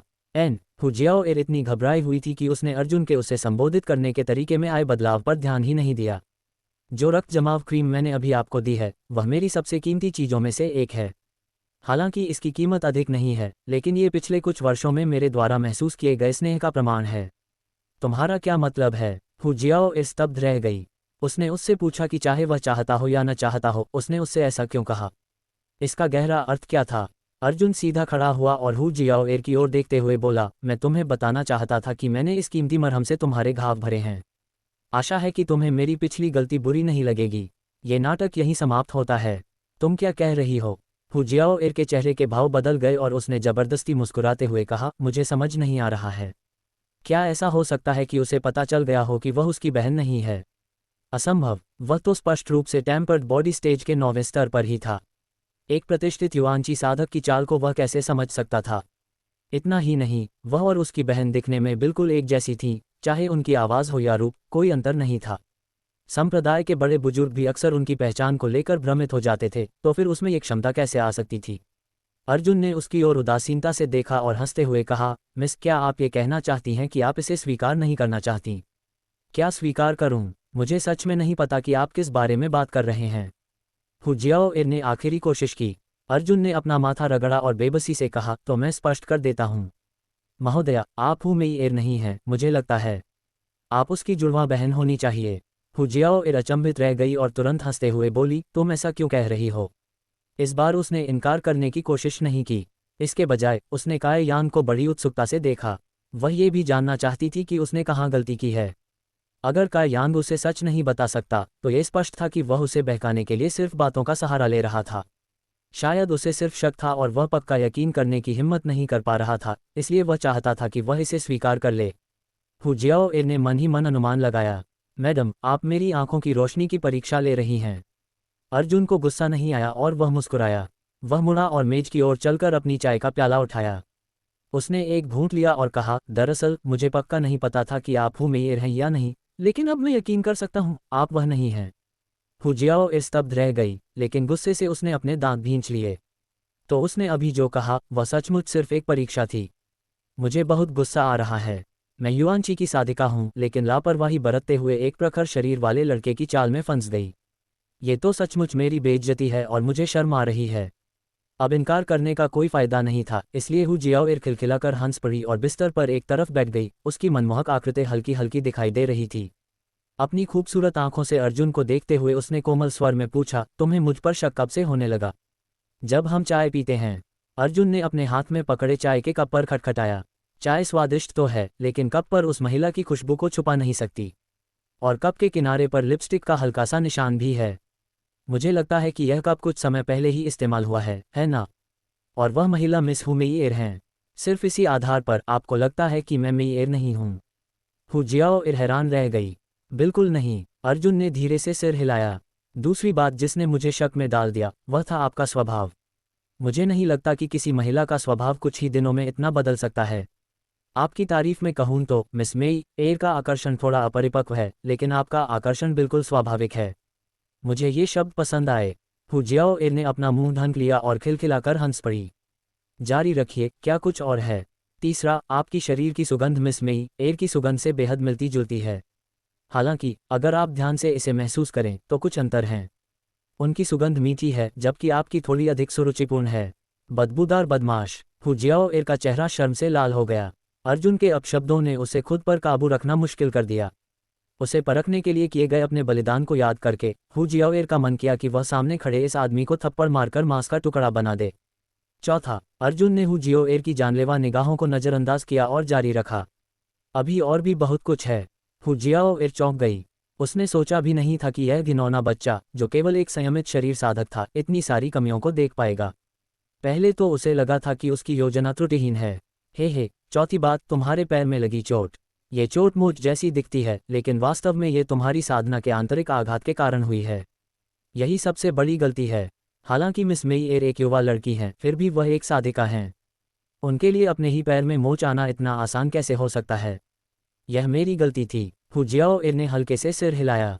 उस समय वह सिर्फ अर्जुन को चकमा देने के बारे में सोच रही थी, लेकिन उसने इतनी दूर की नहीं सोची थी। सिर उठाकर उसने देखा कि अर्जुन अभी भी गहरी सोच में डूबा हुआ है। हू जियाओएर ने बिना सोचे समझे कहा, कहीं ऐसा तो नहीं कि तुम मेरी योजना को समझ गए हो? हू जियाओएर को यकीन नहीं हुआ। जो योजना उसे एकदम सही लग रही थी, वह उसके मामले में खामियों से भरी कैसे हो सकती है? उसका विश्लेषण स्पष्ट और तार्किक था, जिससे दूसरों के लिए इसका खंडन करना असंभव था। ये बदतमीज बच्चा सच में बहुत परेशान करता है। अगर उसने ज़रा भी कोई कमी निकाली तो उसकी बड़ी चाची उसे ज़रूर सबक सिखाएगी। उसे दूसरों के चेहरे देखना नहीं आता। तो फिर ऐसा मत कहो। अर्जुन ने भौहें चढ़ा लीं। उसकी ये बात सुनकर हु जियाओ खुश नहीं हुई। उसकी खूबसूरत आंखें ठंडी पड़ गईं और उसने मीठी मुस्कान के साथ दांत भींचते हुए कहा, बोलो। मैं नहीं बोलूंगा। अर्जुन ने सिर हिलाया। हु जियाओ ने गुस्से से कहा, मैंने तुमसे कहा था तो बस कह दो। तुम लोगों को इस तरह सस्पेंस में कैसे रख सकते हो? अर्जुन ने कड़वी मुस्कान के साथ कहा, मुझे डर है कि अगर मैंने ये कहा तो आप नाराज हो जाएंगे। हु जियाओ की तेज निगाहें सिकुड़ गईं। मुझे गुस्सा दिला रहे हो? तो जरूर कुछ बुरा हुआ होगा। तो फिर मैं इसे सुनने के लिए और भी ज़्यादा उत्सुक हूँ। लेकिन आपको ये वादा करना होगा कि आप क्रोधित नहीं होंगे। अगर तुम नहीं कहोगे तो मुझे कैसे पता चलेगा कि मुझे गुस्सा नहीं आएगा? तो फिर इसके बारे में भूल जाओ। तुम्हें क्या पता नहीं कि जब किसी औरत से झगड़ा हो तो पीछे हट जाना चाहिए। हु जियाओ गुस्से से भरी हुई थी। ये लड़का दिखने में तो होशियार लगता था, लेकिन असल में बहुत गुस्सैल था। अगर मैं एक कदम भी पीछे हटा तो मुझे चोट लग जाएगी। मुझे लगता है मैं तुम्हें हरा नहीं सकता। अर्जुन ने गंभीरता से कहा, कम से कम तुम थोड़ी तो समझदार हो। हु जियाओ ने गर्व से मुस्कुराते हुए कहा। उसका शरीर हवा के झोंके की तरह उछला। वह बिस्तर से मेज तक गई और बैठ गई। अर्जुन को देखते हुए उसने कुछ पल सोचा और फिर बोली, ठीक है, मैं वादा करती हूँ कि मैं तुमसे नाराज नहीं होंगी। और वादा करो कि तुम मुझे नहीं मारोगे। ठीक है। हु जियाओ ने दांत पीसते हुए कहा, मुझे बताओ आखिरी कमी क्या है? अर्जुन ने गंभीरता से कहा, दरअसल यह कोई खामी नहीं है। बस इतना है कि तुम और मेई दिखने में अलग हो। क्या फ़र्क है? हु जियाओ ने उत्सुकता से पूछा। वह और उसकी छोटी बहन एक ही सांचे से बनी थीं। भला उनमें फ़र्क कैसे हो सकता है? अर्जुन ने अपने होठों को चटकाया और काफ़ी देर तक हिचकिचाता रहा। फिर उसने कहा, तुम्हारा नितंब एक तरफ से बड़ा और दूसरी तरफ से छोटा। यह मेई के नितंबों की तरह सुडौल नहीं है। ये वाक्य सुनते ही हु जियाओ का चेहरा लाल हो गया। उसकी युआंची ऊर्जा उग्र रूप से प्रवाहित हुई और कमरा अचानक सीटी बजाती हवा से भर गया। अपना वादा याद रखना। अर्जुन के चेहरे पर कोई भाव नहीं बदला और उसके दिल की धड़कन भी नहीं रुकी, मानो उसे हल्के से याद दिला रही हो। हु जियाओ की अद्भुत आभा अचानक सिकुड़ गई। वह इतनी क्रोधित थी कि उसका पूरा शरीर कांप रहा था, लेकिन वह कुछ नहीं कर सकी। उसने अपने दांत इतनी जोर से भींचे कि वे लगभग टूट गए। काफी देर बाद उसने गुस्से में मेज पर हाथ पटका और चिल्लाई, बकवास। किसी लड़की के मुंह से इतने अश्लील शब्द निकल आने पर कोई भी कल्पना कर सकता है कि हु जियाओ कितनी गुस्से में होगी। इस बदबूदार बच्चे के टुकड़े टुकड़े कर देने चाहिए। इसने तो यहाँ तक कह दिया कि उसके नितंबों का एक हिस्सा बड़ा है और दूसरा छोटा। क्या किसी पुरुष को ऐसा कहना चाहिए? एक हिस्सा बड़ा और दूसरा छोटा कैसे हो सकता है? उसका नितंब तो साफ तौर पर सुडौल था। ठीक है, बदबूदार बच्चे, मुझे लगता है कि तुम्हें मृत्यु शब्द लिखना नहीं आता। ये जानते हुए कि हु जियाओ नाराज है, अर्जुन ने तुरंत उसे दिलासा देते हुए कहा, श्रीमती, आपको चिंता करने की जरूरत नहीं है। वास्तव में यदि आप ध्यान से नहीं देखती तो आपको ये दिखाई भी नहीं देता। हु जियाओ का चेहरा ठंडा पड़ गया और उसने अर्जुन को गुस्से भरी निगाहों से देखते हुए कहा, दूसरे शब्दों में तुमने बस ध्यान से देखा। अर्जुन को खांसने में कुछ हिचकिचाहट हुई और उसने थोड़ी शर्मिंदगी के साथ कहा, हाँ, मैंने कुछ और बार देखा। आप मुझे दोष नहीं दे सकते। आपने ही तो मेरे सामने अपनी पीठ निकाली थी। क्या आपको लगता है कि मैंने नहीं देखा? अर्जुन को मन ही मन बहुत बुरा लगा। इन शंकाओं के साथ, अगर मैं अब भी यह नहीं देख पाया कि मिस और हु मेई दो अलग अलग व्यक्ति हैं, तो मेरी आंखें व्यर्थ ही बर्बाद हो जाएंगी। अर्जुन ने हल्की सी मुस्कान के साथ कहा। हु जियाओ के गुस्से के बाद उसने इस बारे में ध्यान से सोचा और वह खुद को हैरान होने से नहीं रोक सकी। उसने पाया कि अर्जुन नाम के इस व्यक्ति में असाधारण अंतर्दृष्टि थी। कमरे में प्रवेश करने से लेकर उसे बेनकाब करने तक उसे चाय के आधे कप जितना ही समय लगा और उसने कई संदिग्ध बिंदुओं को देख लिया। ऐसी क्षमता हर किसी के पास नहीं होती। इसके अलावा उसने खुद उसे रिझाने की कोशिश की थी, लेकिन वह सफल नहीं हुआ। इस व्यक्ति का दृढ़ संकल्प और चरित्र भी काफी अच्छा था। वह सुंदरता से प्रभावित नहीं होता था, वह एक मजबूत दिल का आदमी था। एक इंसान। हालांकि वह युवा था और उसकी ताकत कमजोर थी, लेकिन इस बात से इनकार नहीं किया जा सकता था कि वह एक इंसान था। ये सोचकर हु जियाओ ने आंखें घुमाईं और अर्जुन को आंख मारी। अर्जुन, है ना? तुमने अभी अभी मुझे नाराज किया है, इसलिए अब मैं तुम्हें दो विकल्प दे रही हूँ। क्या विकल्प हैं? अर्जुन ने पूछा। पहला विकल्प, जिस किसी हाथ ने मुझे छुआ है वो हाथ काट दिया जाएगा। जिस किसी आंख ने मेरी ओर देखा है वो आंख निकाल दी जाएगी। अगर ऐसा हुआ तो मैं तुम्हारे पिछले अपराध को माफ कर दूंगी। हु जियाओ ने ये शब्द मुस्कुराते हुए कहे। उसका लहजा इतना कोमल था मानो कोई पत्नी अपने पति से फुसफुसा रही हो, लेकिन उसके शब्दों में अमानवीय क्रूरता और रक्तपात की प्यास छिपी थी। अर्जुन ने सिर हिलाते हुए कहा, मैं दूसरा विकल्प सुनूंगा। वाह, हु जियाओ मुस्कुराई। दूसरा विकल्प है परम आकाश गुरुकुल छोड़कर मेरे रक्त दल में शामिल होना। मैं अपने पिता को सूचना दूंगी और उनसे कहूंगी कि वे तुम्हें दल प्रमुख का पद दे दें। जहां तक मुझे पता है, परम आकाश गुरुकुल में तुम केवल सबसे निचले स्तर के परीक्षार्थी हो, जहां तुम्हारा उत्पीड़न और अपमान होता है, और तुम्हारे पास साधना के अच्छे संसाधन भी नहीं हैं। लेकिन अगर तुम रक्त दल में आओगे, तो परम आकाश गुरुकुल की तुलना में तुम्हारे 700 गुना बेहतर व्यवहार किया जाएगा। कैसा रहेगा? मेरी शर्तें उदार हैं ना? क्या कोई और विकल्प है? अब और नहीं, तो मैं इनमें से किसी को नहीं चुनूंगा। अर्जुन ने चुपके से अपनी ट्रूयांग सीक्रेट आर्ट का अभ्यास किया और सतर्कता से हु जियाओ को देखता रहा। तुम मुझे कोई कदम उठाने के लिए मजबूर करना चाहते हो? हु जियाओ ने ताना मारा। मुझे नहीं लगता कि वह युवती सचमुच लड़ाई करेगी। ये रक्त दल नहीं है। जैसे ही लड़ाई की जरा सी भी भनक फैलती है, परम आकाश गुरुकुल के शिष्य भी जांच करने आ जाएंगे। उस समय वह युवती भी मुसीबत में पड़ जाएगी। एक मामूली परीक्षार्थी शिष्य, अगर मैं उसे मार दूं तो मार दूं। परम आकाश गुरुकुल मेरा क्या बिगाड़ सकता है? ज्यादा से ज्यादा मैं कुछ बातों को नज़रअंदाज कर दूंगा। मुझे यकीन है कि उन्हें इस बात की परवाह नहीं होगी कि तुम जियो या मरो। अगर उस युवती का सच में मुझे मारने का इरादा होता, तो तुम मुझसे इतनी बकवास बातें न करते। अर्जुन शांत और संयमित दिख रहा था, लेकिन असल में वह घबराया हुआ था। आखिर एक स्त्री का दिल सागर में सुई की तरह होता है। कौन जाने अंत में उसके मन में क्या चल रहा होता है। अब उसे सच बोलने का पछतावा हो रहा था। एक औरत की बातों पर भरोसा नहीं किया जा सकता था, खासकर एक खूबसूरत औरत की बातों पर। उसका अनुभव अभी भी अपर्याप्त था।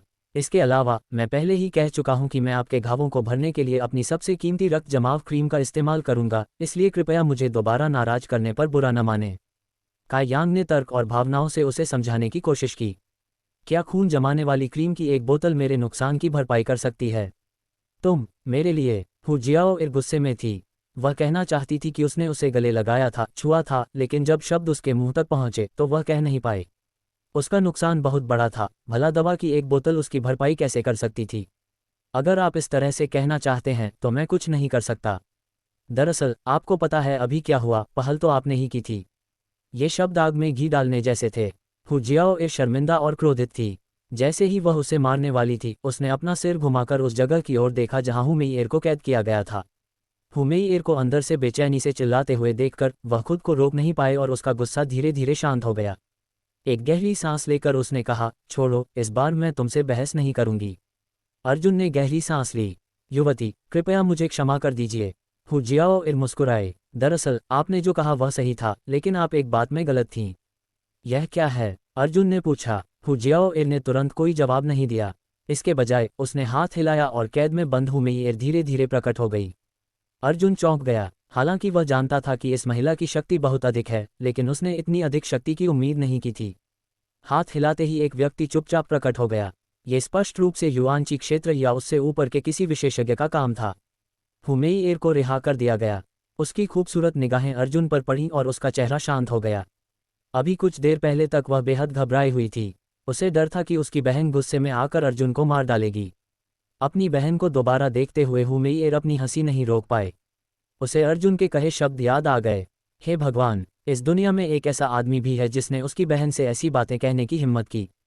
और तो और, ऐसा कहने के बाद उसे कोई चोट भी नहीं आई। बहन। हु मेई के बाहर आते ही वह हु जियाओ के पास गिर पड़ी और एक बिगड़ी हुई बच्ची की तरह बर्ताव करने लगी। गुस्सा मत करो, इस बार तुम उसे दोष नहीं दे सकती। मैंने ये नहीं कहा कि मैं उसे दोषी ठहराती हूँ। हु जियाओ अभी भी गुस्से में थी। उसने अपना सिर घुमाकर अर्जुन की तरफ देखा। मैंने कहा कि तुम एक बात में गलत हो, और वो ये है कि हु मेई और मैं जुड़वा नहीं हैं। जुड़वा नहीं? अर्जुन आश्चर्यचकित रह गया। ध्यान से देखने पर उसके सामने खड़ी दोनों महिलाएं बिल्कुल एक जैसी थीं। उनमें कोई अंतर नहीं था। अगर अर्जुन अगली बार उनसे मिलने पर उन्हें पहचानता, तो वह निश्चित रूप से यह नहीं बता पाता कि कौन कौन है। नहीं, मैं हु मेई से कुछ साल बड़ी हूँ। हु जियाओ हल्की सी मुस्कुराए। अर्जुन के आश्चर्यचकित चेहरे को देखकर उसे थोड़ी राहत मिली। सचमुच, यह एक असीम संसार है, यहाँ कुछ भी अजीब नहीं है। अर्जुन ने आह भरी। हालांकि वे बहनें थीं, लेकिन उनके जन्म में कुछ ही वर्षों का अंतर था, फिर भी वे इतनी परिपक्व हो सकीं। इस दुनिया में शायद वे इकलौती ही थीं। आप मुझे नहीं जानते। हु जियाओ थोड़ी हैरान थी। वह रक्त दल की युवा पीढ़ी में से एक थी। उसकी प्रतिष्ठा बहुत अच्छी थी। भला यह व्यक्ति उसे कैसे नहीं जान सकता था? मुझे नहीं पता। अर्जुन ने सिर हिलाया। वह बेहद अज्ञानी और अनुभवहीन प्रतीत हो रहा था। जब उसे लगा कि अर्जुन झूठ नहीं बोल रहा है, तो हु जियाओ ने उस पर विश्वास कर लिया। जाहिर है, उसे नहीं पता था कि पिछले कुछ सालों में अर्जुन ने क्या क्या झेला था। वह लगभग दुनिया से अलग थलग पड़ गया था और कभी किसी से बात नहीं करता था। आज तुम मुझे क्यों ढूंढ रहे हो? हुमेइर ने अपना सिर घुमाकर अर्जुन की ओर देखा। अर्जुन ने उसे इस यात्रा का उद्देश्य बताया।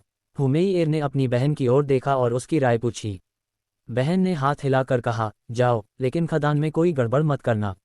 धन्यवाद। अर्जुन राहत की सांस लिए बिना नहीं रह सका। चलो, मैं तुम्हें वहां ले चलती हूँ। खदान यहाँ से ज्यादा दूर नहीं है। हुमेइर का मूड अच्छा लग रहा था। उसका चेहरा दमक रहा था और वह आगे आगे चल रही थी। अर्जुन और हुमेइर के जाने के बाद हु जियाओ धीरे धीरे उठी। उसने अपने कोमल हाथों से अपने गोल नितंबों को सहलाया। थोड़ी देर बाद वह मन ही मन बुदबुदाई, एक तरफ बड़ा और दूसरी तरफ छोटा कैसे हो सकता है? ये तो साफ तौर पर बराबर हैं। ये बदबूदार बच्चा बकवास कर रहा है। ये बहुत ही नीच है। हलचल भरे ब्लैक विंड ट्रेड को छोड़कर हुमेइर के नेतृत्व में वे दोनों ब्लैक विंड फॉरेस्ट के उत्तर की ओर चल पड़े। हुमेइर कुछ हद तक खुश लग रही थी। उसकी मनमोहक आंखें खुशी से भरी हुई थीं और उसके गाल लाल हो गए थे। उस दिन के लिए मुझे खेद है। अर्जुन ने अचानक माफी मांगी। उस दिन उसने जो शब्द कहे थे वे वाकई कुछ ज्यादा ही कठोर थे और अब मदद मांगने आना उसके लिए दोधारी तलवार जैसा था। हुमेइर ने अपने होंठ सिकोड़े और मुस्कुराते हुए कहा, कोई बात नहीं, आपने मुझे डांटा नहीं। पिछले कुछ सालों में मैंने इससे भी बुरी बातें सुनी हैं, लेकिन क्या मैं फिर भी बच नहीं गई? तुम मुझसे नफरत नहीं करते? अर्जुन हैरान रह गया। मैं तुमसे नफरत क्यों करूंगी? हुमेइर मुस्कुराए और अचानक बोली, दरअसल मैं तुमसे नफरत करती थी, लेकिन तुम्हारे एक काम ने मुझे तुमसे नफरत करने से रोक दिया। क्या कार्रवाई? हाँ, उस दिन जब चेंग शाओ फैंग और नू ताओ अचानक प्रकट हुए तो तुम मेरे सामने खड़ी थीं। शायद यह एक अचेतन क्रिया थी, लेकिन पिछले कुछ वर्षों में यह पहली बार था जब किसी ने ईमानदारी से मेरी रक्षा करने की इच्छा जताई। मुझे याद नहीं, लेकिन तुम्हारे लिए यह आसान नहीं था। अर्जुन ने आह भरी। एक अच्छी लड़की ने रक्त दल को और पुरुष दिलाने के लिए स्वेच्छा से अपनी प्रतिष्ठा को मिट्टी में मिला दिया। भले ही उसकी मंशा अच्छी न हो, फिर भी ये पितृभक्ति थी। हाँ, हुमेइर हंसते हुए बोली, यह आसान नहीं था। क्या आपको नहीं पता कि अभिनय एक महिला की सहज प्रवृत्ति होती है? हाँ, मेरा महिलाओं से ज्यादा संपर्क नहीं रहा है।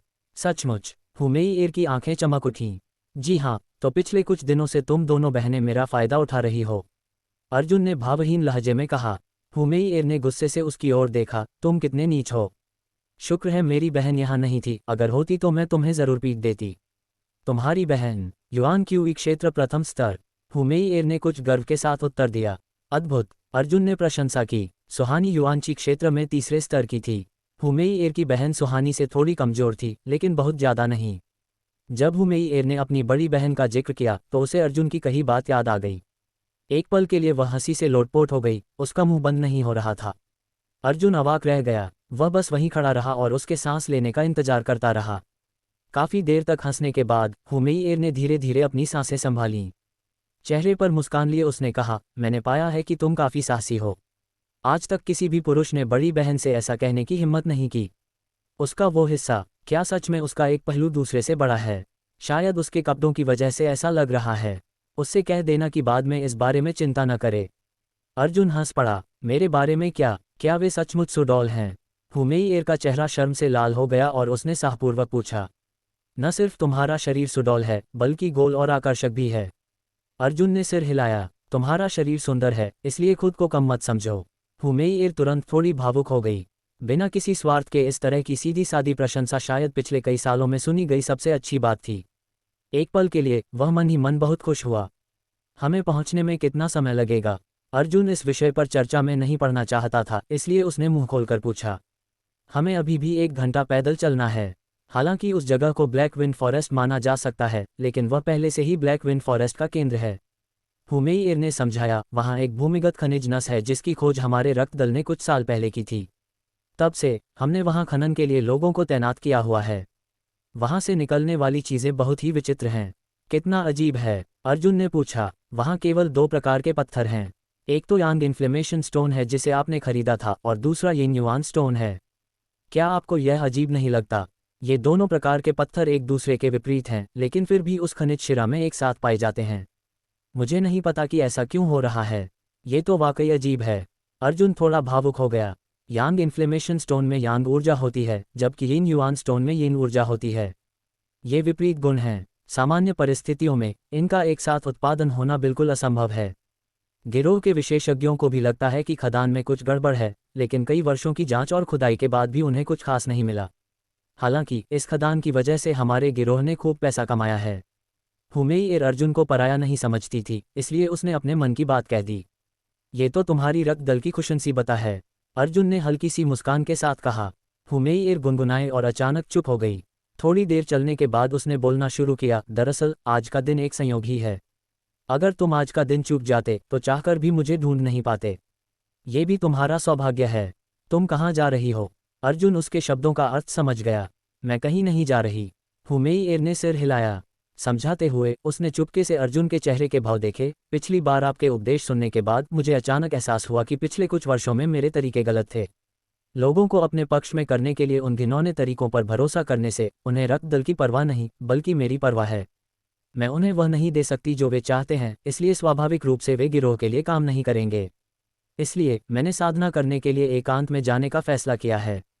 जब मैं मजबूत हो जाऊंगी तो मैं भी बहन की तरह पिता का बोझ बांट सकूंगी। आप ऐसा सोच सकते हैं, यह अच्छी बात है। अर्जुन ने सिर हिलाया। हुमेई के चेहरे पर निराशा के भाव साफ झलक रहे थे। उसने देखा कि अर्जुन शुरू से अंत तक बेहद शांत था और उसकी बातों से उसके मूड में कोई बदलाव नहीं आया। थोड़ी सी कड़वाहट महसूस करते हुए हुमेई बात करने के मूड में नहीं थी और बस आगे आगे चलती रही। चूंकि वह कुछ नहीं बोली, इसलिए अर्जुन ने भी स्वाभाविक रूप से कुछ नहीं कहा। 1 घंटे से अधिक चलने के बाद वे दोनों रक्त दल की खदान पर पहुंचे। ये ब्लैक विंड फॉरेस्ट का केंद्र था और उनके सामने रक्त दल की खदान थी। जमीन पर शिष्यों के रहने और आराम करने के लिए कुछ घर बने हुए थे। क्योंकि अयस्क की नस जमीन के नीचे थी, इसलिए जब अर्जुन और हुमेई वहां पहुंचे तो उन्हें खदान उतनी जीवंत नहीं दिखी। वहां केवल एक बड़ा छेद था जो सीधे जमीन में जाता था। 1000 फीट की दूरी से भी कायांग अपने सीने पर लगे यांग ओरिजिन सील की तीव्र प्रतिक्रिया को महसूस कर सकता था। ये भूमिगत ब्राइट यांग स्टोन की प्रतिक्रिया थी। उसकी शक्ति में वृद्धि के साथ यांग इन्फ्लेमेशन स्टोन द्वारा महसूस की जा सकने वाली यांग क्यूई की सीमा भी बढ़ गई, लेकिन यह वृद्धि बहुत अधिक नहीं थी। उन दोनों के आने से जमीन पर मौजूद रक्त दल के शिष्यों का ध्यान आकर्षित हुआ। अचानक आकाश से एक बूढ़ा व्यक्ति नीचे उतरा और अर्जुन और हुमेई के सामने खड़ा हो गया। उसने मुट्ठी बांधकर कहा, सुश्री दादाजी लॉन्ग। हुमेई ने स्नेहपूर्वक पुकारा और अर्जुन को खींचकर उनका परिचय कराया। ये हमारे गिरोह के उपनेता दादाजी नागेंद्र हैं। अर्जुन ने जल्दी से प्रणाम करते हुए कहा, प्रणाम सीनियर लॉन्ग। नागेंद्र ने अर्जुन को तिरस्कार भरी निगाहों से देखा और उस पर ध्यान नहीं दिया। अपनी अमरता की सीमा वाली शक्ति और रक्त दल के उपनेता के पद के साथ उसे अर्जुन जैसे इस तुच्छ व्यक्ति पर ध्यान देने की क्या आवश्यकता थी? एक और अयाश जो औरतों के सहारे जीता था। नागेंद्र को अर्जुन जैसे लोग बिल्कुल पसंद नहीं थे। अगर हुमेई का चेहरा ना होता तो वह अर्जुन को थप्पड़ मारकर जान से मार देता। सुश्री जी, आप खदान में क्या कर रही हैं? नागेंद्र ने अपनी सफ़ेद दाढ़ी सहलाते हुए विनम्रता से पूछा। ये जगह गंदी और गर्म है, यहाँ आना ठीक नहीं है। जल्दी वापस जाए, वरना आपके पिताजी मुझे डांटेंगे। नहीं पिताजी, मैं आपको डांटने की हिम्मत नहीं करती। आप 3 पीढ़ियों से गिरोह के वरिष्ठ सदस्य हैं, पिताजी तो आपका सम्मान करेंगे ही। हुमेई ने एक बिगड़े हुए बच्चे की तरह व्यवहार किया। नागेंद्र के चेहरे पर तुरंत आनंद का भाव आ गया। दादाजी लॉन्ग, मेरा एक दोस्त कुछ सामान खरीदने के लिए कुछ शिष्यों को ढूंढने खदान आया है। क्या आप हमें थोड़ी राहत देंगे और अंदर आने देंगे? हुमेई ने कहा। जारी रहेगा, खदान में प्रवेश करें। नागेंद्र का चेहरा तुरंत उतर गया। उसने सतर्कता से अर्जुन को देखा और कहा, वह उस गुट का शिष्य तो नहीं है ना? अर्जुन आगे बढ़ा और आदरपूर्वक बोला, मैं स्काई टावर पवेलियन का शिष्य हूँ। ऐसा नहीं है कि गुट के शिष्यों को अंदर आने की इजाज़त नहीं है। नागेंद्र ने गुस्से से उसे घूरते हुए तिरस्कारपूर्वक कहा, गुट के शिष्य भी यूं ही खदान में नहीं घुस सकते, तुम्हारे जैसे बाहरी व्यक्ति की तो बात ही छोड़ो। अपनी बात समाप्त करने के बाद उसने गुस्से से हुमेई की ओर मुड़कर कहा, सुश्री, आप एक बाहरी व्यक्ति को यहाँ कैसे ला सकती हैं? आप अभी युवा हैं और दुनियादारी नहीं जानती। जैसा कि कहावत है, किसी के दिल में क्या है ये जानना मुश्किल है। आप किसी का चेहरा तो पहचान सकते हैं, लेकिन उसका दिल नहीं। पिछले कुछ वर्षों में इस खदान की वजह से हमारे गुट ने खूब धन कमाया है। बहुत से लोग ईर्ष्या से हमें देख रहे हैं, खासकर वे छोटे मोटे लोग जो खदान के बारे में जानकारी जुटाने की कोशिश कर रहे हैं।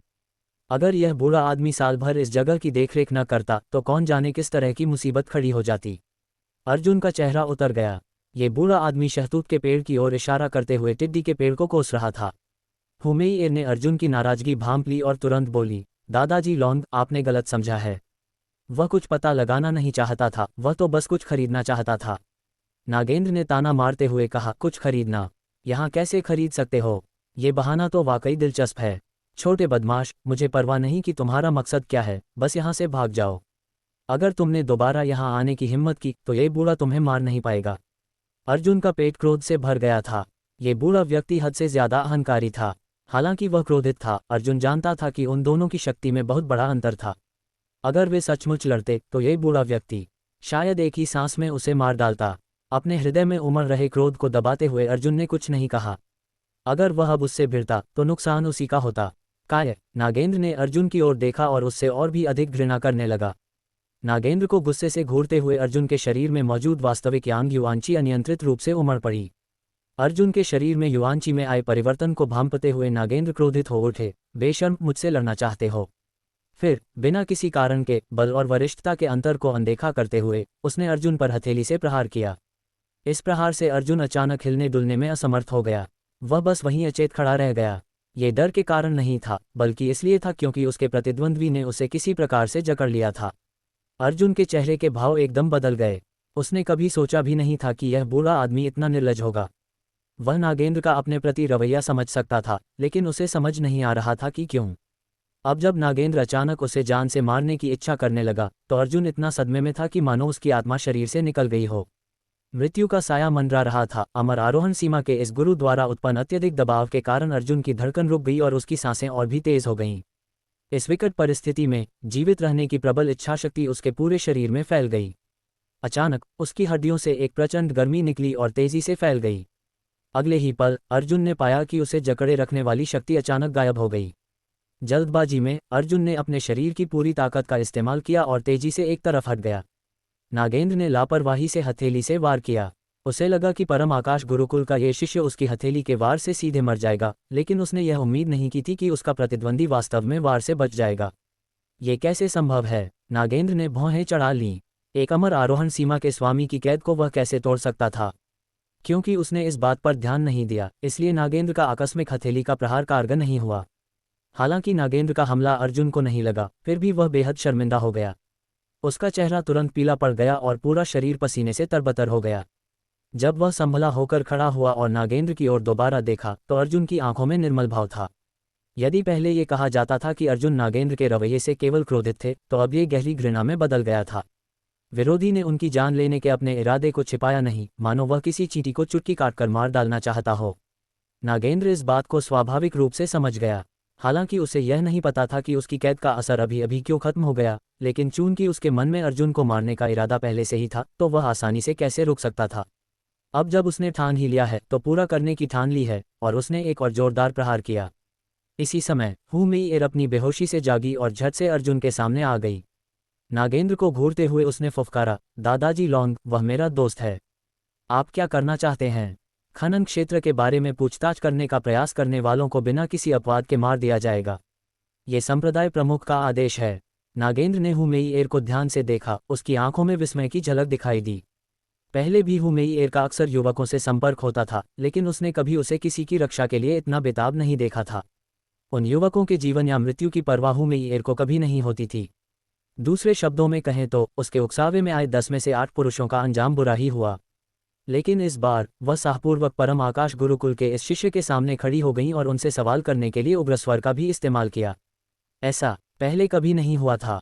नागेंद्र की आंखें सिकुड़ गईं, मानो वह गहरी सोच में डूबा हो, और उसकी हत्या करने की मंशा और भी प्रबल हो गई। हू मेई एर ने अर्जुन को अपने पीछे रोक लिया और नागेंद्र को घूरते हुए दांत पीसते हुए बोली, मैंने पहले ही कहा था, मेरा दोस्त सिर्फ कुछ सामान खरीदने आया था, खनन क्षेत्र के बारे में पूछताछ करने नहीं। दादा लॉन्ग, क्या आपको मेरी बात पर विश्वास नहीं है? हू मेई एर को अर्जुन की इतनी मजबूती से रक्षा करते देख नागेंद्र उससे और ज्यादा परेशान नहीं कर सका और केवल इतना ही कह सका, मैं हिम्मत नहीं करता। छोटी मालकिन की बातों पर यह बूढ़ा आदमी अब भी विश्वास करता है। अगर ऐसा है तो आप फिर भी ऐसा क्यों करना चाहते हैं? ये बूढ़ा आदमी अपनी गलतियों को जानता है और आशा करता है कि युवती उसे माफ कर देगी। रक्तदल, तूफान भवन और परम आकाश गुरुकुल से अलग था। यह एक पारिवारिक सत्ता थी और हू परिवार ही इसका स्वामी था, इसलिए भले ही नागेंद्र उपनेता थे, उन्हें हू मेई एर को सम्मान देना ही पड़ता था। लेकिन ये बूढ़ा आदमी फिर भी युवती से माफी मांग रहा है। खनन क्षेत्र एक बड़ा मामला है, बाहरी लोगों को प्रवेश की अनुमति नहीं है। नागेंद्र ने अपनी बात समाप्त करने के बाद हू मेई एर पर ध्यान देना बंद कर दिया, अर्जुन की ओर देखा और ठंडी सी आवाज निकालते हुए जाने के लिए मुड़ गया। अर्जुन ने गहरी सांस ली और अपने सीने में खौल रहे खून को शांत करते हुए कहा, वृद्धाश्रम, कृपया प्रतीक्षा करें। नागेंद्र ने अधीरता से अपना सिर घुमाया और अर्जुन को देखते हुए अपनी आंखें सिकोड़ लीं, उसकी आंखों में हत्या का इरादा साफ झलक रहा था। वृद्धाश्रम, आज का मैं आपका प्रतिद्वंदी नहीं हूँ। अर्जुन धीरे धीरे हुमेई के सामने आया और नागेंद्र को निडरता से देखते हुए बोला, आज की हार तो मैं सह लूंगा, लेकिन 5 साल बाद, 10 साल बाद मैं ये कर्ज चुका दूंगा। आशा है कि वृद्धाश्रम तब तक जीवित रहें। अर्जुन ने बहुत शांत भाव से लेकिन बहुत गंभीरता से कहा। नागेंद्र का चेहरा एकदम ठंडा पड़ गया और वह तुरंत हंसते हुए बोला, इस बूढ़े आदमी के तब तक जीवित रहने की चिंता आपको नहीं है, लेकिन मुझे लगता है कि आपका तब तक जीवित रहना तय नहीं है। घमंडी बच्चे, भविष्य में सावधान रहना। मैं करूंगा। नागेंद्र चला गया और हुमेई ने अर्जुन की ओर क्षमाप्रार्थी दृष्टि से देखते हुए बार बार माफी मांगते हुए कहा, मुझे माफ कर दो, मुझे माफ कर दो। मुझे नहीं पता था कि दादाजी लॉन का ऐसा व्यवहार क्यों था। अगर मुझे पहले पता होता तो मैं तुम्हें यहाँ नहीं लाती। सब ठीक है। गहरी सांस लेते हुए कायान को कुछ पल पहले का रोमांचक दृश्य याद आया। उसके मन में अभी भी थोड़ा डर था। अगर उस नाजुक क्षण में अदम्य स्वर्ण कंकाल न होता तो उसे डर था कि वह अब तक मर चुका होता। उस प्रचंड गर्मी के कारण ही वह नागेंद्र के बंधन से मुक्त हो सका और मृत्यु से बच गया।